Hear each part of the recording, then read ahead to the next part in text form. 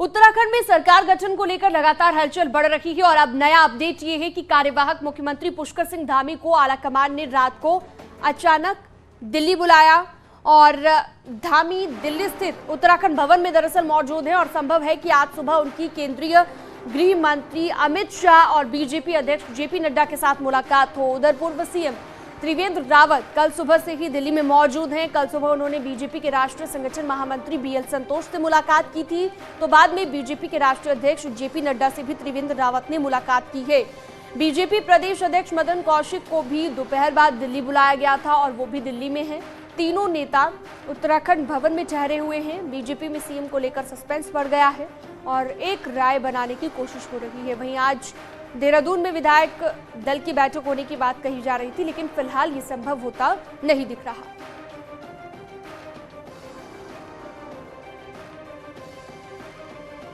तो देर रात उत्तराखंड भवन में पहुंचे हैं कार्यवाहक सीएम पुष्कर धामी और एक राय बनाने की कोशिश में आलाकमान नजर आ रहा है। अभी तक सहमति नहीं बन पाई है कि आखिरकार उत्तराखंड में नया मुख्यमंत्री कौन बनेगा। इस चीज को लेकर अभी चर्चा जारी है। सुनील नवप्रभात हमारे साथ देहरादून से लाइव जुड़ गए हैं। सुनील, चर्चा लगातार की जा रही है इसी को लेकर कि मुख्यमंत्री कौन होगा उत्तराखंड का नया, लेकिन देहरादून में किस तरह की हलचल है? क्योंकि दिल्ली में लगातार बीजेपी के बड़े नेता पहुंच रहे हैं, लेकिन देहरादून में क्या तस्वीर नजर आ रही है?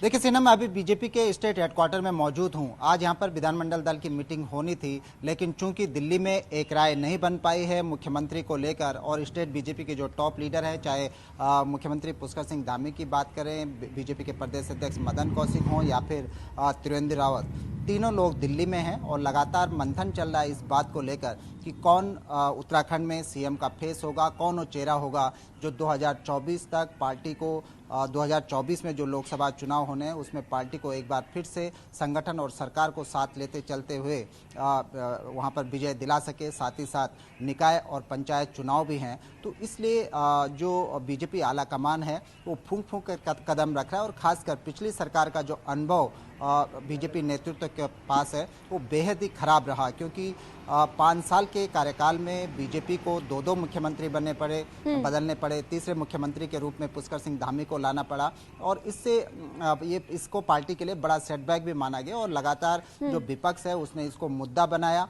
बीते सालों में भी और चुनाव के मद्देनजर भी एक प्रचंड मुद्दा उत्तराखंड में बना कि 57 सीटों की सरकार, एक स्टेबल गवर्नमेंट यहाँ पर नहीं दे पाई, स्टेबल मुख्यमंत्री यहाँ पर नहीं दे पाई। तो बीजेपी आलाकमान चाहता है कि दोबारा से वो स्थिति पैदा ना हो, इसीलिए अभी जब शुरुआत है तो एक ठोस चेहरा चुना जाए सभी से राय मशूरा करके। तो इसको लेकर लगातार मंथन है और साथ ही साथ ये भी तय किया जा रहा है कि जो मुख्यमंत्री होगा उसकी कैबिनेट कौन सी होगी, कौन कौन वो चेहरे होंगे जिनको कैबिनेट में लिया जा सकता है। वो अनुभवी चेहरे होंगे, युवा चेहरे होंगे, इन तमाम मसलों पर बिल्कुल इन तमाम चीजों पर जरूर बीजेपी ध्यान देगी और जैसा कि आपने जिक्र भी किया कि ताकि दोबारा वैसी स्थिति न बने कि एक स्टेबल गवर्नमेंट उत्तराखंड को मिल सके, इसके लिए लगातार मंथन जारी है। लेकिन शपथ ग्रहण को लेकर भी तैयारी जो है बीजेपी ने शुरू कर दी है, भले ही नाम अभी तक तय नहीं हो पाया हो। किस तरह की तैयारी है देहरादून में शपथ ग्रहण को लेकर? क्या इसे भी भव्य बनाने की कोशिश यहां पर बीजेपी करेगी?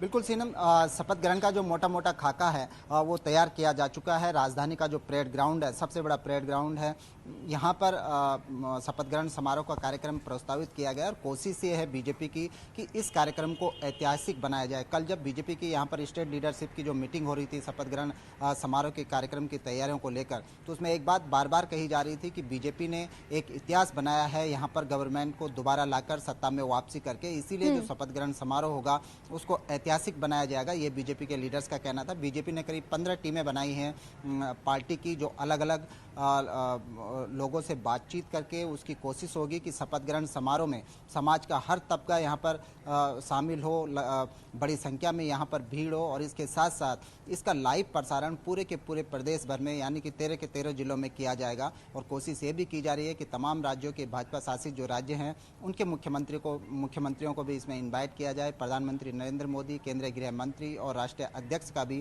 कार्यक्रम लगाने की तैयारी है। और कोशिश ये है कि इस शपथ ग्रहण समारोह को एक माइलस्टोन के तौर पर, सरकार की जो एक दमदार जो शुरुआत होती है उसके तौर पर दिखाया जाए। जी सुनील, इससे पहले हमने देखा, जैसे कि हम जिक्र भी कर रहे थे, कि एक स्टेबल गवर्नमेंट अभी तक उत्तराखंड को नहीं मिल पाई है। ज्यादातर बार ऐसा ही हुआ है।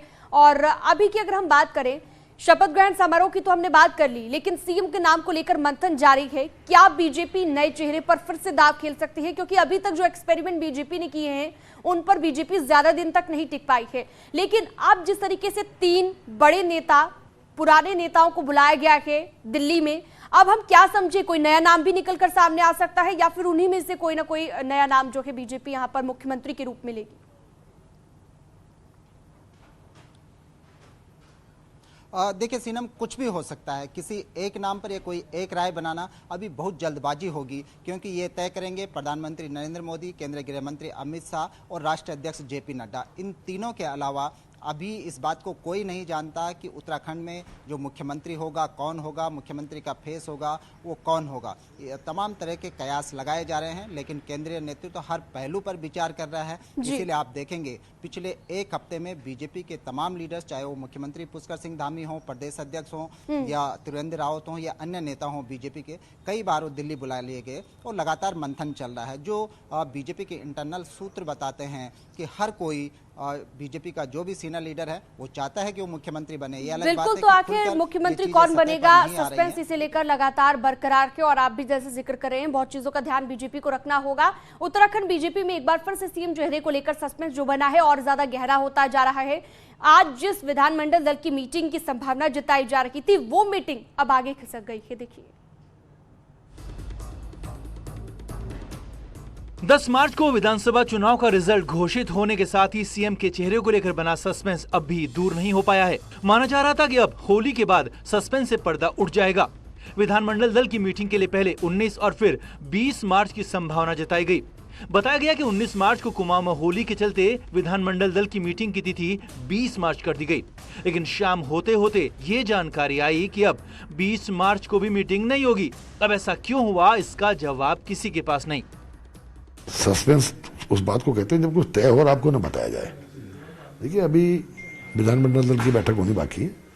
विधानमंडल दल की बैठक में सारे विधायक मिलकर तय करेंगे और जो भी हाईकमान का निर्णय होगा वो स्वीकार्य होगा सबको। लोग होली सेलिब्रेट भी कर रहे हैं। निश्चित रूप से जब होली आज 19 की पूरी हो जाएगी तो 20-21 में संभवतः हम उम्मीद करते हैं कि जो प्रक्रिया है विधानमंडल दल की बैठक से लेकर नेता सदन को चुनने से लेकर आगे के दायित्वों को देने से लेकर सभी चीजों का निस्तारण होगा।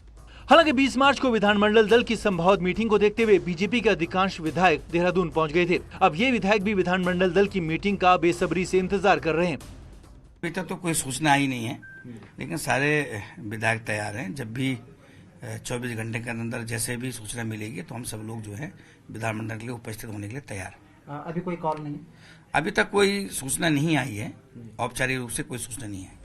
चर्चा है कि सीएम फेस पर अभी भी पार्टी के अंदर मंथन चल रहा है। हाईकमान के किसी एक नाम पर एक मत होने के बाद ही केंद्रीय पर्यवेक्षकों को विधानमंडल दल की मीटिंग के लिए देहरादून भेजा जाएगा। यानी कि सीएम के नाम पर एक बार फिर से पेंच फंसता हुआ नजर आ रहा है। देहरादून से न्यूज़ 18 के लिए सुनील प्रभात की रिपोर्ट। और चलिए एक बड़ी जानकारी आपको दे दें, खाद्य सब्सिडी घोटाले में एफआईआर दर्ज की गई है। सीबीआई ने यह एफआईआर दर्ज की है। तत्कालीन कृषि निदेशक पर भी केस दर्ज किया गया है।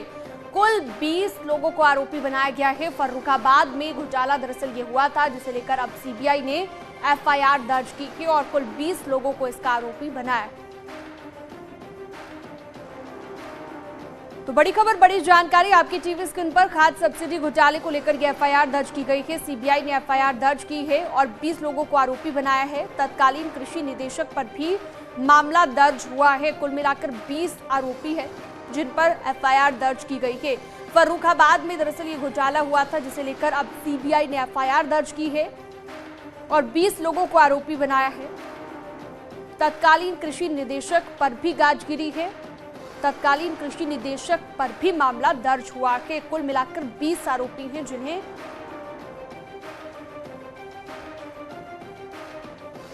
तो खाद्य सब्सिडी घोटाले में एफआईआर दर्ज की गई है। खाद्य सब्सिडी घोटाले की हम बात कर रहे हैं, जो कि फर्रुखाबाद में हुआ था और सीबीआई ने अब मामले को लेकर एफआईआर दर्ज कर ली है। ऋषभ फोनलाइन पर मौजूद है ज्यादा जानकारी के साथ। ऋषभ, और क्या अपडेट मिल रही है, क्या जानकारी? कुल 20 लोगों को आरोपी बनाया है सीबीआई ने जो एफआईआर दर्ज की। जी बिल्कुल, देखिए ये 1989 से लेकर सन 2000 के बीच में घोटाला हुआ था फर्रुखाबाद में। कुछ प्राइवेट कंपनीज थी जो किसानों को खाद सप्लाई करती थी और जो उनको सब्सिडी मिलती थी गवर्नमेंट की ओर से, वो गवर्नमेंट से उसका रिफंड लेते थे। तो फर्रुखाबाद जिले में ये घोटाला हुआ था, जहां पर विभाग के सरकारी अधिकारियों और व्यापारियों ने, फर्टिलाइजर कंपनियों के मालिक ने मिलकर ये घोटाला किया था।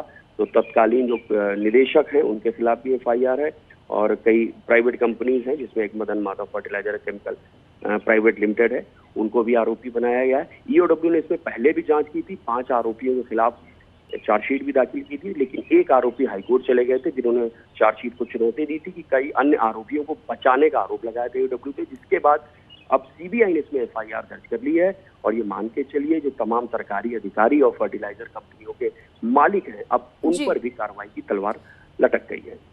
ठीक है, बहुत बहुत शुक्रिया आपका ऋषभ इस तमाम जानकारी के लिए। फिलहाल एक छोटा सा ब्रेक, जल्द हाजिर होंगे।